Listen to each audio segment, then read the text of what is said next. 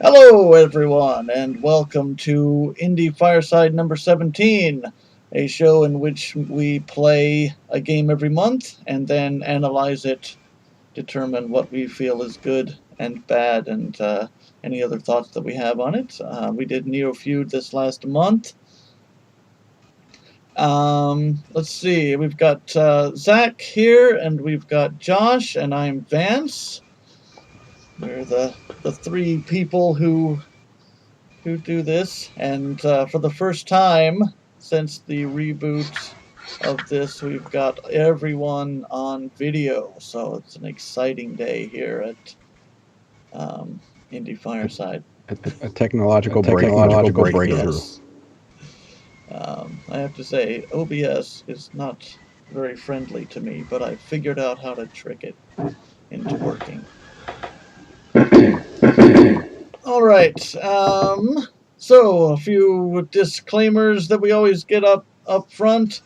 First, there are probably and certainly will be many spoilers. This is not a spoiler-free zone. If you don't want to hear spoilers, then you should watch the video when it goes up later.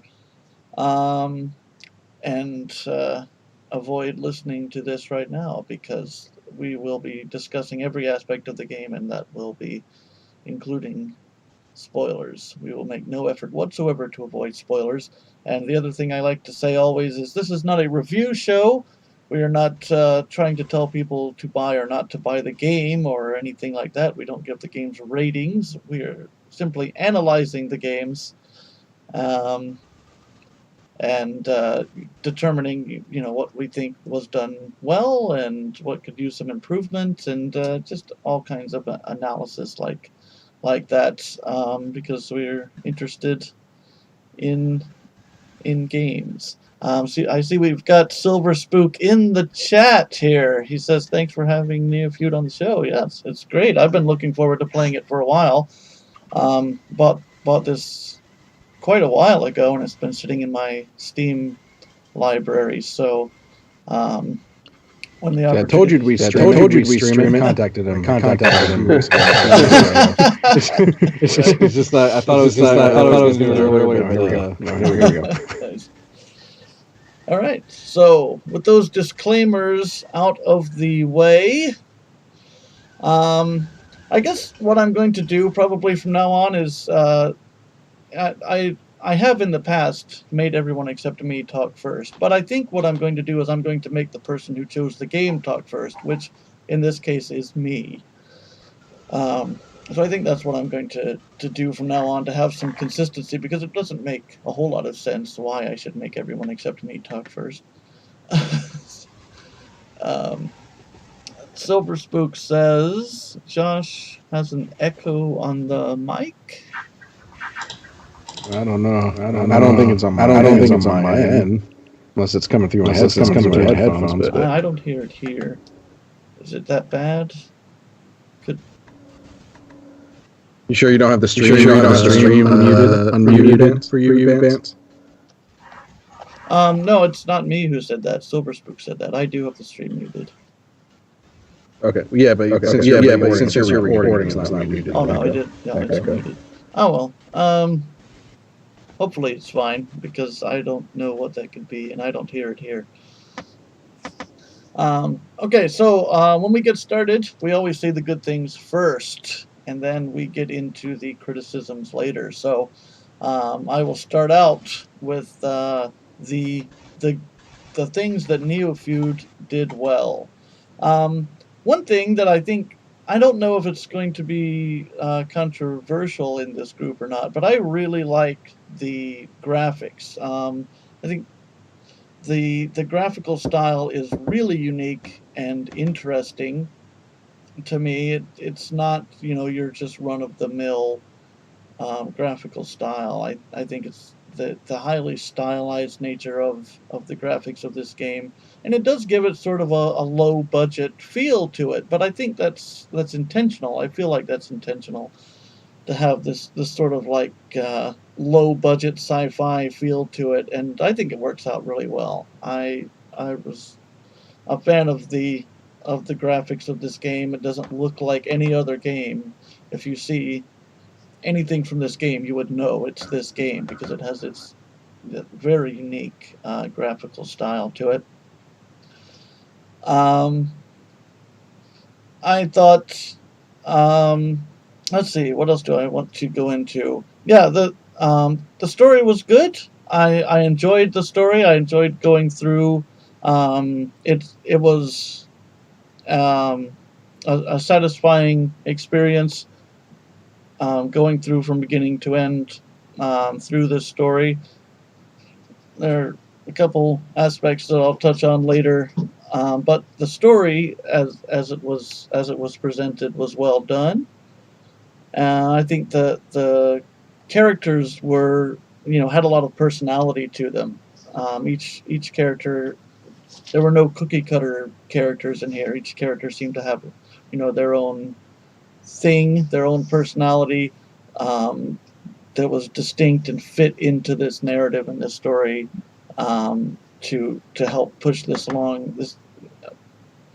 It's a very sort of character driven piece. I think the plot is a little samey with some other similar stories, but I think the characters really push the story along, and I really enjoyed the characters in this piece.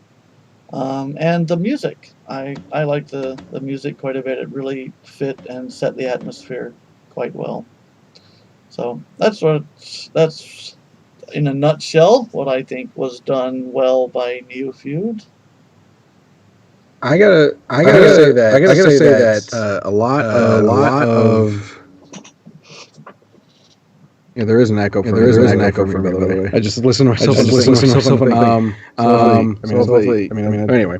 Hopefully it doesn't show up on a recording. But anyway, a lot of the stuff is like a lot of the points that I like also have things I didn't particularly like. So I can't say that. I like one thing. For instance, I agree with the story. That said, I'll go into it later. More into it later. But, as you said, some of the plots aren't necessarily completely original. Because it's kind of like a whole bunch of different plot points from various sci-fi stories that you've heard before. That said, the part I liked about it is that the how it's brought together is very imaginative. It's I like the idea that they're using the whole AI and eugenics thing in a sort of dystopia where we didn't get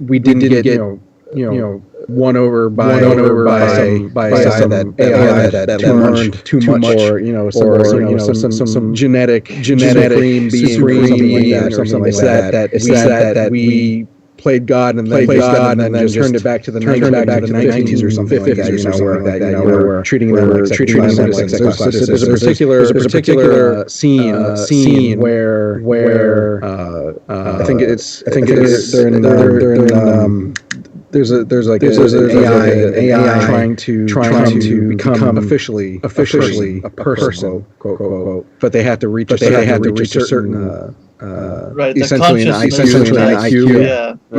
Right. And I thought that was really interesting. Now, of course, again, the plot point is pretty much to kill a Mockingbird, any of those other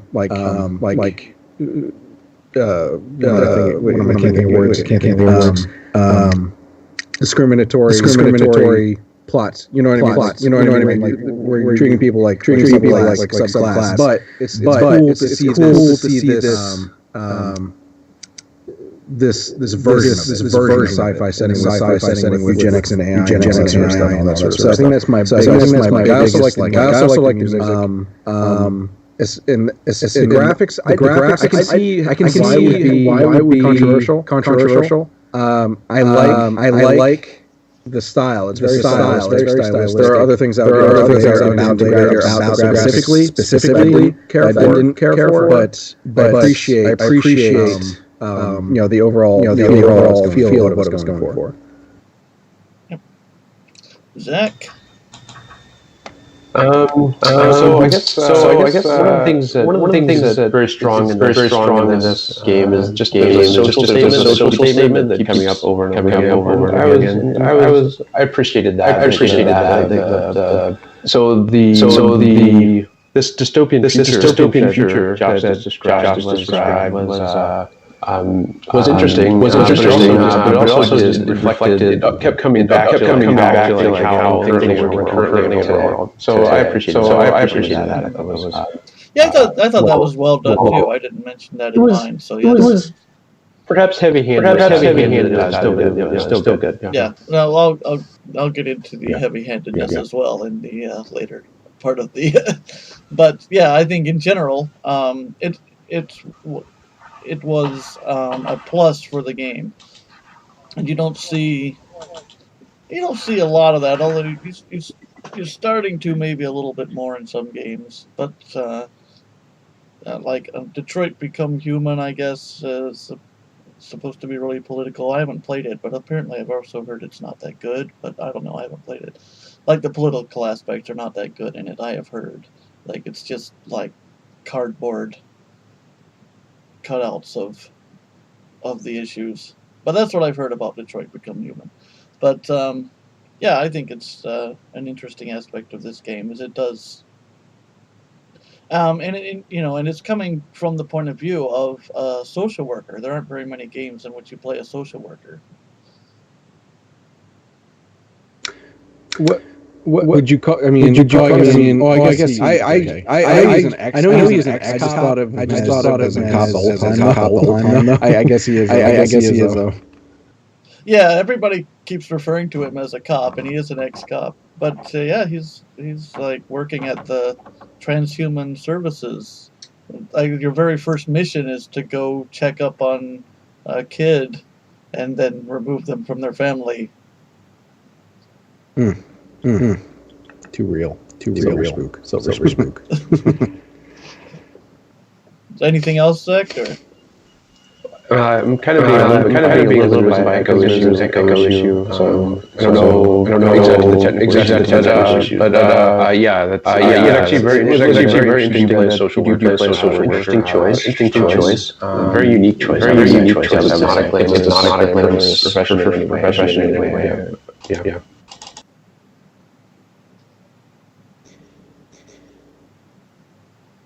Yeah, I think that's the overall thing. That it's the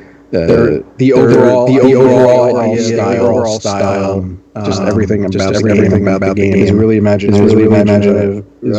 Just cool, stylistic. But everything underlying underneath that is sometimes contrived, sometimes unoriginal. But serviceable at least.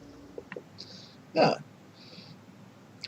All right. So now, having extolled the praises, I suppose we should start critiquing the aspects that we thought maybe could have used some work, or just anything that we find interesting that maybe not be praised, right?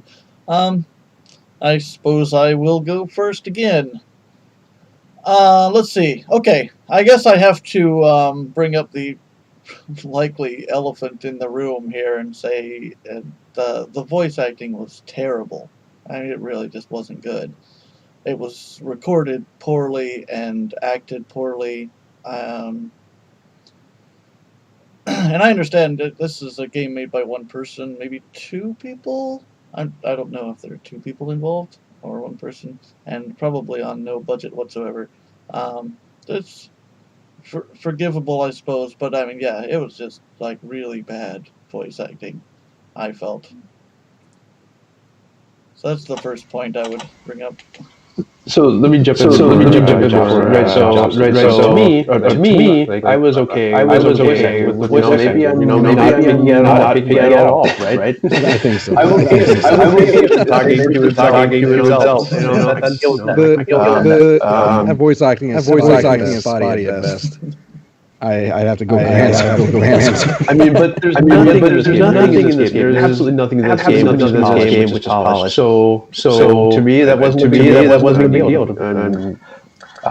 The graphics were used. I mean, to me, it reminded me of that article I posted about how you work on an indie game, incredibly different art style. I think that this didn't have a cohesive art style, but I think that's okay. I think that the weird art style, the non-cohesiveness of the art style, was kind of the art style. It felt like to me. It was gaudy on purpose, right? Well, there's a difference between gaudy and the negative aspect of the art style, or just in general, art direction. It was gaudy, but there was more than that. It was more than noisy. It was noisy. There was almost every scene. There was so much going on. I mean, like there's that scene where towards the end. I mean, even in that thumbnail, there's just for so many colors that are flashing and overlapping, so much movement, and so much trying to catch your attention. A little overwhelming, and it's hard to focus on the important things. I know you want to make it feel alive, but I don't know. There was just with the animation, the lack of polish on the art. I feel like cleaning it out a bit would have been better. Making it a little bit more minimalistic, you're saying. Yeah, I mean, detail. There was just so much all over the place. I know sci-fi dystopian is there's a huge skyscraping city, crowding, these people everywhere, yada. But you got to think about the appearance to people. It was really hard to focus on the important stuff.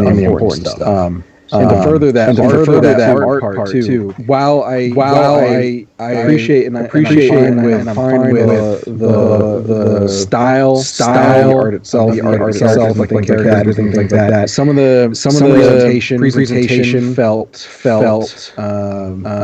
like it wasn't worked on a whole lot. Maybe no budget, whatever. But it doesn't change the fact that UI like something out of a pre-alpha. I agree with you on the UI, especially some of the buttons look like he just used the default ATS buttons. The UI could have been better, especially in places. That's for sure. It was that, and sometimes when characters are talking, I felt like it would have benefited from maybe some frames, or like it felt like kind of smacked onto the screen. It wasn't. Maybe they could have somehow popped it out from the rest of the screen when those things are happening. You mean like the close-ups of people's faces when you're talking about? Yeah. Okay. So I actually counter a lot of the slum environment reminded me a lot of old school point and click games, which I'm fond of, and I like that idea. Sort of working through that environment and trying to figure out what's there. But there was an issue that when you have a big pile of junk, and there's it actually helps the hotspot, right? They don't have to click at every pixel. So I guess that saves. It is a little bit irritating to through each and every garbage and figure out what's useful. There's a few environments like that. Pixel hunting.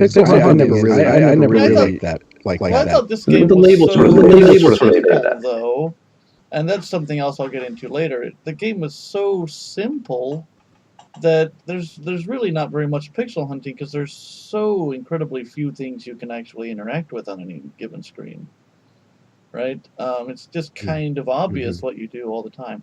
So I don't know, that's my take on that, but I'm gonna go back for 1 second and say about the art style is that I understand what you're saying about it being busy. I kind of like that about it, just being this sort of busy, gaudy trash. Right? It just Right. looks Right. like Yeah. just a disgusting trash pit. And if you go and like one of the scenes, right, when up in the sky scenes, those aren't that busy. Those are all clean and a lot of. They're busy in a gaudy way, Trumpian sort of gold-plated way. But they're not busy. So I mean, I like the busyness of the underworld, where there's just like a bunch of, it's just it feels trashy and dirty, right? Because it's just. Real quick note. People in the chat about that echo. I'm pretty sure probably like some Skype somehow each other. Now, as you're looking at that, what was I going to say? So one of the worst examples of noisiness was towards the end when you've got like he's like those Agent Smith, they're all like Terminators, like Gatling guns, like freaking out,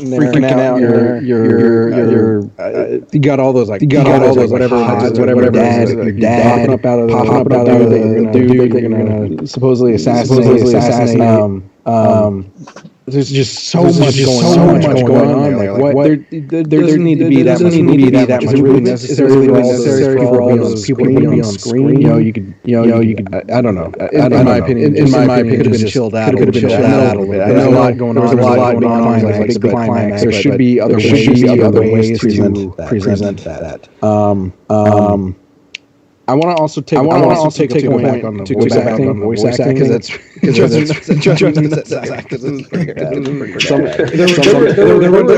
ones that were okay, but there were other ones that were bad.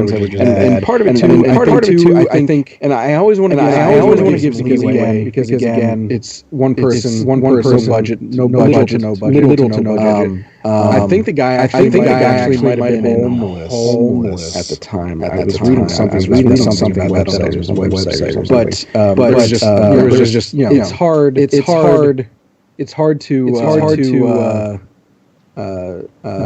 That said, and on top of that, probably didn't have like a treasure trove of voice actors to rely. As a matter of fact, he might have been the main guy himself. Yeah, he did. He was the main guy. So I thought. Now. So I hope he doesn't, since he's here in the chat. I hope he doesn't track us down now. And that said, I always impressed when someone can do this with little no budget and by themselves. It's hard. I understand. So it might sound like I'm shitting on him on the game, but it's just I'm just critiquing. I'm not less impressed. So the other part of it too is like maybe lack experience as a voice director. Just because you hear your head hasn't translated necessarily through a recording or having someone else communicating that to someone else translated through recording. It can be hard if you don't know if it's your first time doing it or something. So I think that sort of thing. If he can find, by the way, service is available. We're looking at the camera. But I think if you can find someone who can help cast, direct, and as well as probably more voice actors. You can find voice actors for free. People are trying to just add stuff to their portfolio, get noticed, or you can pay, and obviously the best choice. But you can do it. And a lot of voice actors, don't demand a ton of money from indie developers, because voice actors are struggling artists the same as developers are. That we understand each other. I will say that for myself and a lot of people who are also professional voice actors, they will they expect full price voice acting if you're able to afford it. Like if you're a large developer, AAA obviously, or a larger indie, they expect to be paid. Let's say $250 an hour. Now that said, most that I know, including myself, will take into exception, like you said, indie developers who are very small, new, that sort of stuff, and will do the work. Most will not do it for free, but they will discount a rate, understanding the fact that you have a lower budget. It's just that if you were to get a loss, so they will also expect you to pay the full price. Well, yeah, we're discussing voice acting. I think we kind of put that to rest, is that it's not good, but Zach doesn't mind it. You're right. Yeah. I mean, I can tell it's not good, but yeah, I don't mind. Yep.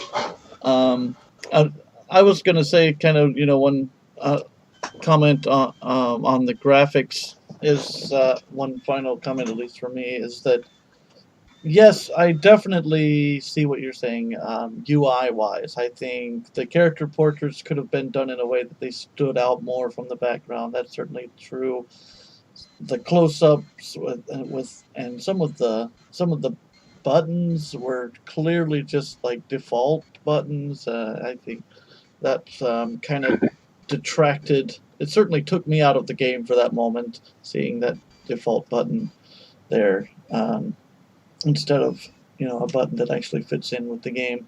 So I think UI wise, it could use some work. But otherwise, while it's clearly supposed to be over the top, gaudy, clashy colors, all that kind of thing, didn't bother me a bit. I quite liked it. All of the game. Well, you know what's the cool thing about all this is that in everything that we have a negative about, there's also a lot of positives. So because of that, it makes me think that if he continues to make games, there's so much potential there that it's only going to get better as it goes. So he could learn. He's going to learn. He'll learn how maybe to make nicer UIs.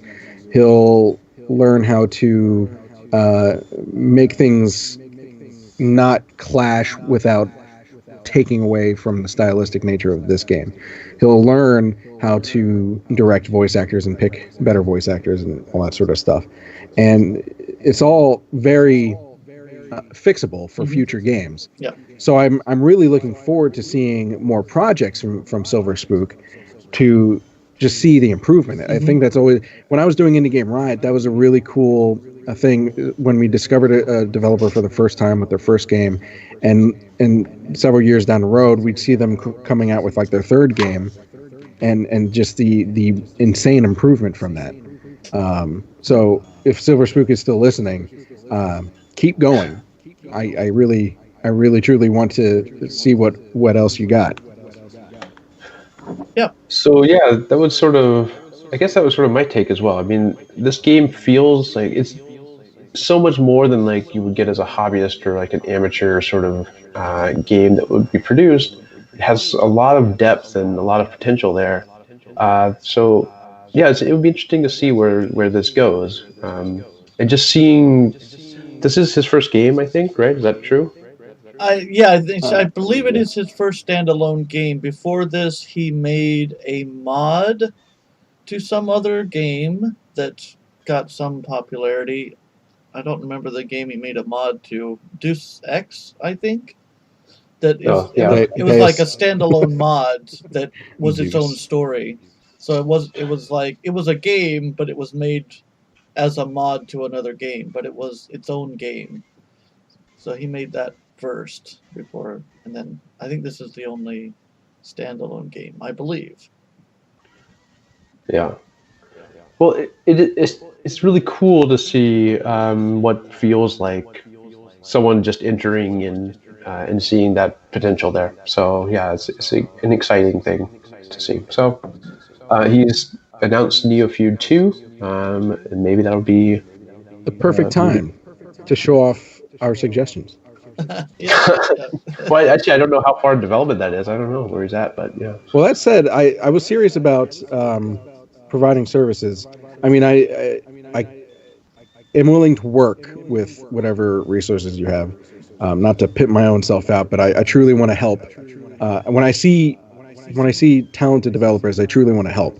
So even if it's not me, I hope I can help find people that can help you out. So yeah, contact Josh. He is a good voice actor and also knows other good voice actors. So I will second that. So another negative from me is the game crashing, and Oh, I didn't have that much of a problem. besides, I didn't either. okay, well, Surprisingly.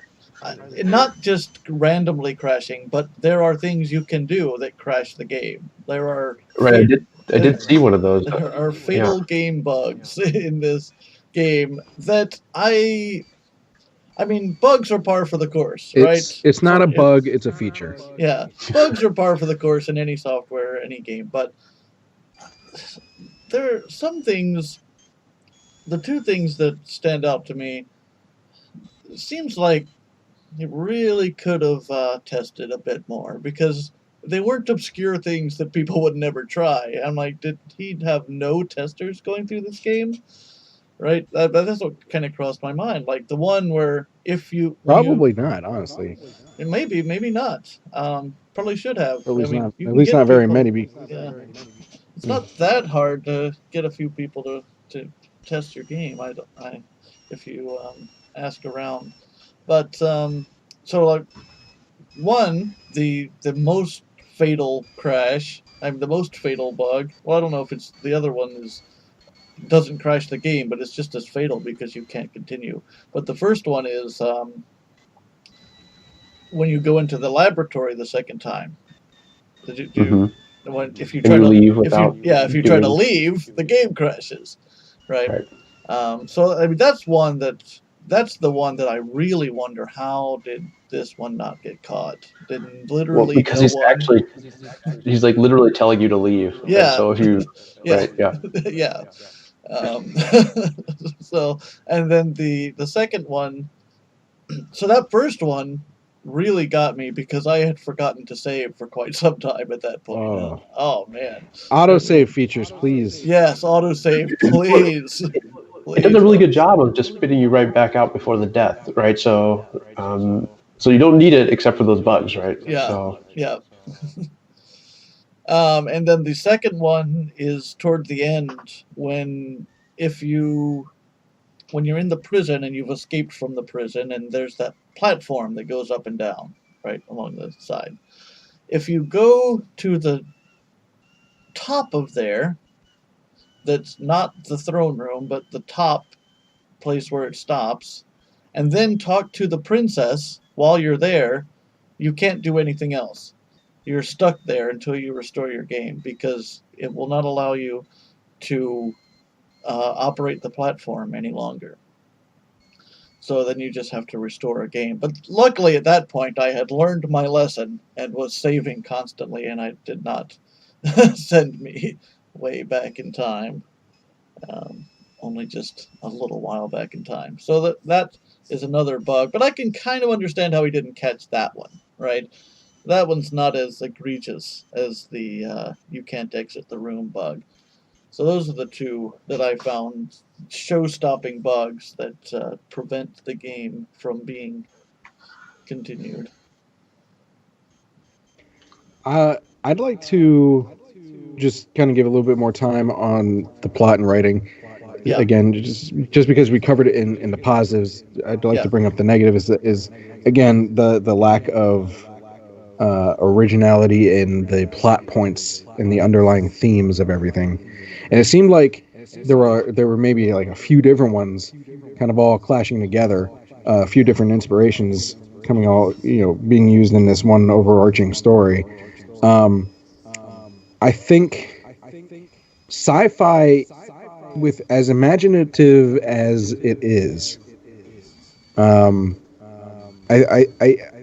it seems like sci-fi like people who create their own sci-fi stories often fall into the trap of using tropes and various cliches, where when you're using such like fantasy and sci-fi and things like that, you can literally do anything you want as long as there's some grounding in reality. Obviously, you can't just go off planet or anything like that, but you can go pretty far and still be realistic enough to relate to.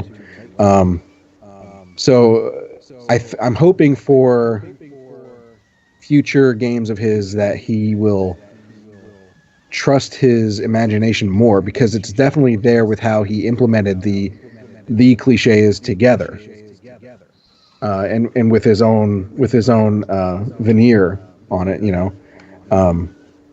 but for this one, it was very easy to see, and as Zach said, kind of heavy-handed at points. So so I think that's a good direction to go with the discussion, is because I have a few points to make on the writing as well. It's just I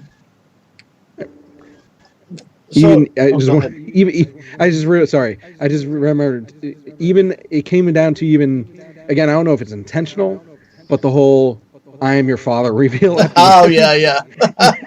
I just wanted to point that one out. I was like, really? After all this game, after all the cliches, you're going to come off with the Star Wars? Well, it does seem intentional to maybe because of the fact, I mean, there are several Star Wars references elsewhere in the game as well. There are, and that's kind of leads into one of the points I want to make. There's just, to my sensibilities, too many 80s pop culture references in here. Right. maybe that's, I mean, there are probably people who really, really enjoy that about this game, but to me, it's just too much. Too much. Very Repo Man, Judge Dredd type. Well, I mean, not even just that. Just there are 90s references, there are 2000s references. Like, where are we in the future? I actually don't know the year, but nobody would know any of this stuff anymore. Right. Yeah, that's true. Yeah, I'm wondering, because there's I was wondering that too. Is this an alternate timeline, maybe? And we're actually not in the future. We're in because that's kind of what popped into my mind because of all these references. Because, yeah, you're right. I mean, I came to my mind too. Nobody knows about any of this. What's... yeah. Yeah. So, yeah, I mean, besides just the logical inconsistency, too, it was just kind of started bugging me after a while. Like, oh, geez, do you have to make a pop culture reference every 3 seconds? I don't know. Maybe that's just my hang-up. But the other... go ahead. As a suggestion, because I appreciate the fact that you want to put these references in the game because, they're huge inspirations. You might be a huge fan. Make it more subtle. Make Easter eggs, hidden Easter eggs. You can even add collectibles in. I don't know if you're that advanced in your knowledge of... this is AGS, right? I don't know if if you're that advanced in there, but you find ways to slip these in covertly, and not only will it be less punching people in the face with it, but I think they'll feel more rewarded as they discover them. So I'll put a little bit of a counterpoint to that. So this game, the thing that's charming about it to me is nothing's cohesive, everything's cheesy. It's approaching kind of, and I don't mean this in an offensive way, it's approaching sort of Mystery Science Theater 3000 territory of a game you sort of watched. Zach was just on acid the entire time he played. So I don't know. The cheese is very much everywhere, and the references sometimes, to me, they just went a little bit too far at times. I think so I just think just pulling them back. I wouldn't hide them. I mean, it's kind of like playing old Space Quest, where like you look at a spaceship and then it is clearly a reference to a sci-fi Yeah. Right. You go in the bar and there's the predator sitting there, Right. getting high or something, right? Yeah. And there's a guy who looks I like think Space Quest, which I replayed all of just a few years ago, I think that does it very tastefully, right? Very well done. yeah, I mean, it's kind still of softly spoken. yeah, it's still silly, but it's not beating you over the head quite as much as this game does. Yeah. You're right. Yeah, it would be a little bit smarter and cleverer to make it sort of softly spoken as it was in Space Quest, where you just kind of alluding to something rather than outright saying it. But yeah. So I wanted to bring up something if we, which was the mechanics, and in particular the time traveling mechanics. So I'm a huge sucker for games that have time traveling mechanics in them, and this one attempted that, but kind of failed to deliver that badly. promise. Yes, you're right. Yeah, go ahead on that because I have. Well, no, I love games where you realize that. So like you were the person who sort of damaged the door that you had to fix to get in, but none of that really made it didn't really make sense. At least that was my take on it, right? You were the person that damaged the door to the lab that you had to sort of fix in order to get in later on. Is that the right way of interpreting what happened? I think so, right? Yeah, I mean, you shoot the door open. But you didn't shoot the hinges, where you pried the bullets out of. So, right. So, I mean, there's all these inconsistencies, which sort of defeats the whole purpose of this sort of time traveling mechanic in the first place. Yeah. And then you can't really, it seemed like you couldn't freely go wherever, or at least it didn't matter. So, yeah, I don't know. It was kind of a bummer that didn't pan out. That's a tough thing to do right. So don't get me wrong, but it's awesome to see that done well. Yeah, I think that's there's two issues here, and one of them doesn't really have much to do with the time travel, but also is part of the problem with the time travel. But one of the issues, I guess, is as you brought up that how did those bullets get there? Because there wasn't. I mean, yeah, it doesn't make any sense to me because the ones on the door are the ones that Proto-J makes, but then there's bullets on the barrel, on the hinge, on the wall beside the hinges, and there's blood on the ground. Why is there blood on the ground outside? He's already dead inside. Why is there blood on the ground outside? Whose blood is that? Maybe someone stubbed their toe.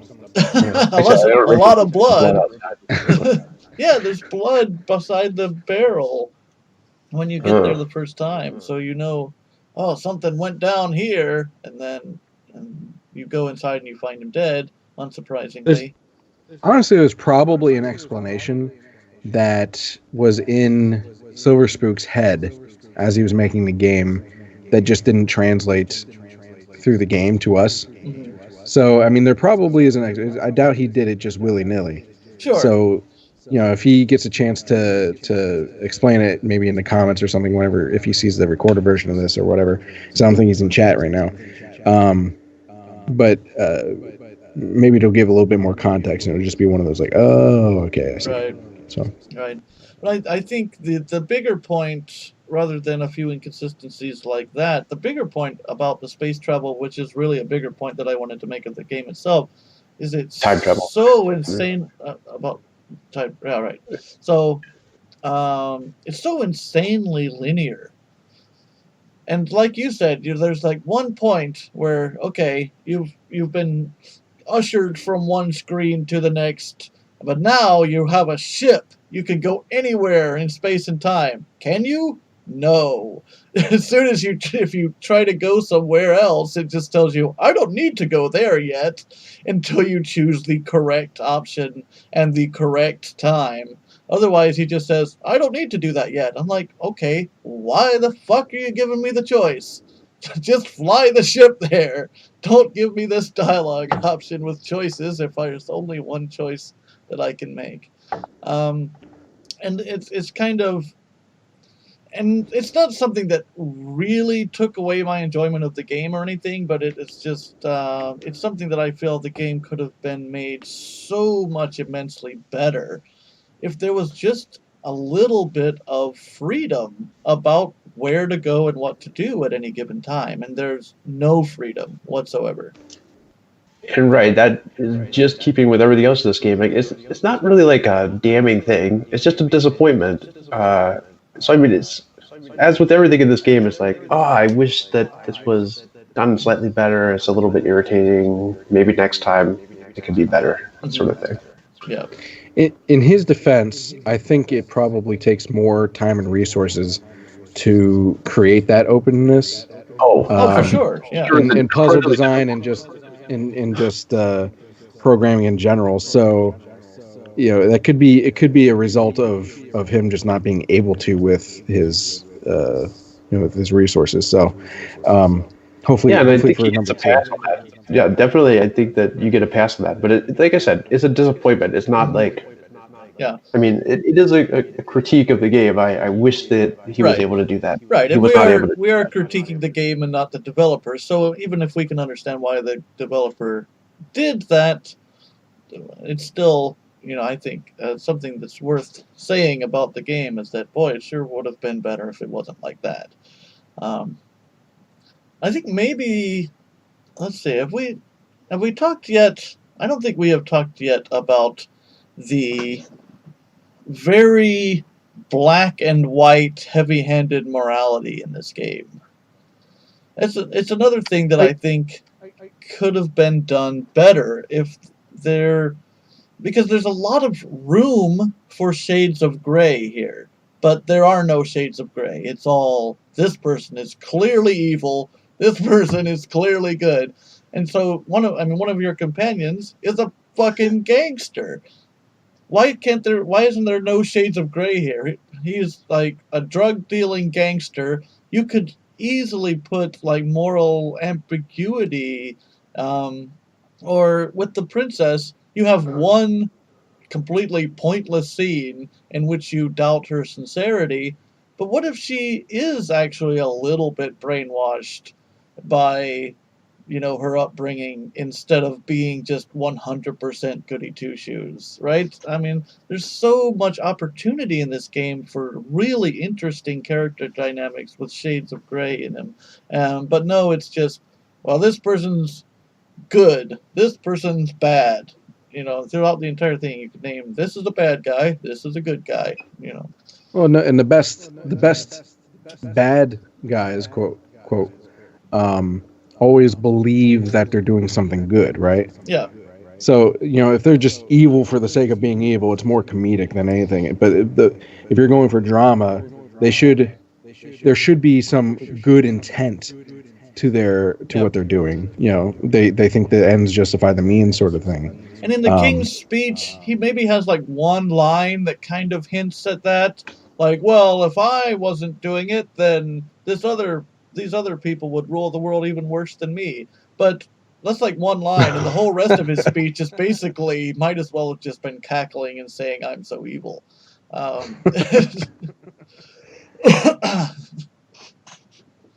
love evil. So yeah, I mean, that's kind of disappointing to me, is that in a world where it really made sense for there to be a lot of really interesting shades of gray in characters, there was absolutely none. So I'll of course second that. Because this is such a socially conscious game, I think it's unfair to not think about shades of gray and socially conscious pieces of art, right? You need to present that. Otherwise, there's not just bad guys who are sitting at the top. They do actually think that they're doing something that's for the good of, I don't know, they're being good people, mostly. So yeah, I could definitely get behind that. I'm thinking that, so a lot of this is a lot like Neuromancer, if you've read that book, where you have like this nerd. I mean, there's a lot of these tropes, right? But one of them that match as well as Neuromancer, right? Where you have these people who live in the sky and basically are immortal. And so when I read that book, I didn't. So in similar, it didn't get that sort of shades of gray. So it's not like it's entirely unrealistic to have that lack of shades of gray in this sort of story. But it wasn't. That wasn't such like it wasn't like a social statement piece, right? It was just like an adventure sci-fi. So yeah. So I think that was lacking. Yeah. That might be all I have to say. Okay, you go ahead. You're off topic then. Off topic a little bit. I wish I could have killed that robot. I couldn't stand her at all. I hated her so much. It was mostly her voice and just everything about her. It was like a slow Wanda Sykes, and I don't know. Wanda Sykes' voice grates on me, and then whoever was doing the robot's voice was like Wanda Sykes on what's a drug that makes you slow? I don't know. Alcohol, I guess. I don't know. So I wish it would have been cool. I'm not sure which robot you're talking about. Yes, right? I mean the one that's in the thumbnail here. So there's that's a guy, Protege. That's a guy? Yeah, his name's Johnny. Johnny Silica. I missed that completely. I thought it was a woman. Well, sorry, whoever voiced that. Whoops. Well, it must have been our Silver Spook, right? No, I don't think he did the robot. He did the main character. I thought there was just through a crazy voice altering sort of. Oh, really? I don't know. Maybe. Could have been. I'm not a voice acting guy. I don't know. I'm hoping the robot doesn't come up in number 2. If it does, find a different voice actor in a different direction, please. I can't stand it. It's just me. I just annoyed the hell out of me. All right, that was all I had to say about that. Yeah, he was very caricature-ish. Okay, like in like Michael Bay, in his Transformer movies, he has these like stupid stereotypical like ghetto Autobots. And they're really stupid. All the time. They're like the comedic relief, but it's not even funny. Any of those movies, but I'll try. Well, they're very congratulations. I'm happy for you. But it's not just in Transformers, but that was like one of the most egregious ones I could think of, where they take this like they think that because they're like they think they're cool and they talk ghetto or whatever, and that they're then for some reason funny, but it's really just really fucking annoying. That's what that robot came off as. So I was just stop with that, please. Take it in a different direction. Yeah, it was at times to the point of just like cringeworthy, being embarrassed by proxy for that. Yeah. Malibu's Most Wanted. At least that was like, aware of what it was doing. Yeah. All right. I'm good now. Yeah, I think that's it from me about the game. Yeah, I'm good. All right. So overall thoughts, just because it happens every episode, we end up. It sounds like we're shitting all over the game, but really, it's not. It's just that there's 10. Yeah, I enjoyed the game. I spent this entire game thinking how much better it could have been, but I still enjoyed it. I'm like, oh man, it would be so much better if all the puzzles and everything weren't completely linear, or it would be so much better. But so I did do that. That is true. So I guess I saw a lot of potential in this game, and I think maybe if it was an unenjoyable game, then I certainly wouldn't have given much thought. Maybe except, boy, I wish this was over. But I wasn't ever thinking that in this game. There was no point really in which I was thinking, boy, I wish this game was over. It was a fun and enjoyable experience that I wished was a little Went on bit forever. more. No, maybe not forever, but I thought it was a good length. Like yeah, I thought it was a good length. 10 to 15 hours, depending on how much you screw around. Yeah, I have. I think mine is 11 hours. Yep. Yeah, I'd say I agree with that statement, and I hope to see more in Neofeud 2 with improvements, whether it be our suggestions or not, just in general, because I'm sure that he will get better as he makes these games, and hopefully even with a little bit more help too, because that'll ease the load resource-wise. Yep. Yeah. So this was like, I think, yeah.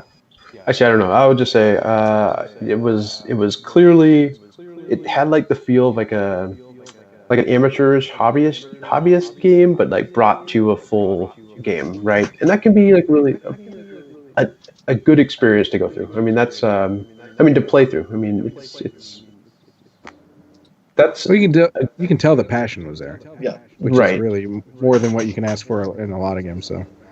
And so it has that potential there. It's definitely very rough around the edges and very unpolished. But I mean, that's from my perspective. So I mean, yeah, it's definitely worth a playthrough, and it'd be exciting to see where he goes from here. All right. Well, thanks everyone for tuning in or watching the video of Indie Fireside number 17.